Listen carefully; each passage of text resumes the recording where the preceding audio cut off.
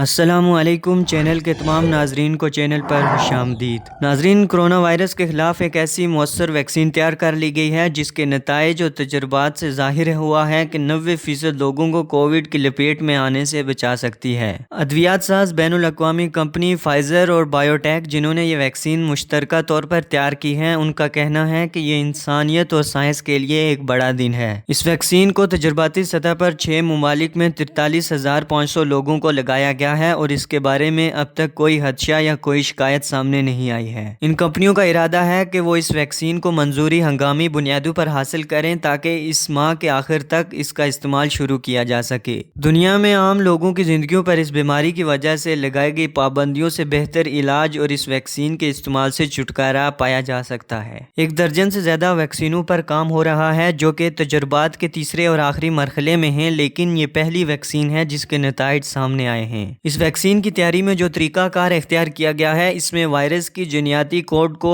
خون میں شامل کیا جاتا ہے تاکہ انسانی جسم کی مدافعاتی نظام اس سے نمٹنے کے لیے تربیت دے جا سکے۔ پہلے تجربات میں یہ بات سامنے آئی تھی کہ ویکسین جسم کو اینٹی بائیوٹک تیار کرنے میں مدد کرتی ہے اور مدافعتی نظام کا ایک اور حصہ جسے ٹی سیل کہا جاتا ہے کورونا وائرس کو ختم کرتا ہے۔ 3 ہفتوں کے وقفے کے ساتھ اس ویکسین کی 2 خوراکوں کی ضرورت ہوتی ہے۔ تجرباتی مرحلے میں امریکہ، جرمنی، برازیل، ارجنٹینا، جنوبی افریقہ اور ترکی میں اس کے استعمال سے یہ بات ثابت ہوئی ہے کہ اس ویکسین کی دوسری خوراک کے 7 دن بعد 90% لوگوں کو اس وائرس سے محفوظ کر لیا گیا۔ ویکسین بنانے والی کمپنیوں کو اس بات پر یقین ہے کہ اس سال کے آخر تک 5 کروڑ خوراکیں تیار کی جا سکتی ہیں اور 2021 کے اختتام تک 1 ارب 30 کروڑ خوراکیں استعمال کر دی جائیں گی۔ تاہم اس ویکسین کو ایک جگہ سے دوسری جگہ لے جانے میں مشکلات پیش آ سکتی ہیں کیونکہ اس ویکسین کو انتہائی کم درجہ حرارت یعنی -80 سینٹی گریڈ پر رکھا جانا ضروری ہے۔ اس کے علاوہ ایک اور سوال کا جواب تلاش کرنا ابھی باقی ہے کہ اس ویکسین کا اثر کتنے عرصے تک رہتا ہے اور اس کے بنانے والی کمپنی نے مختلف عمر کے افراد میں اس کے مؤثر ہونے کے بارے میں کوئی اعداد و شمار پیش نہیں کی۔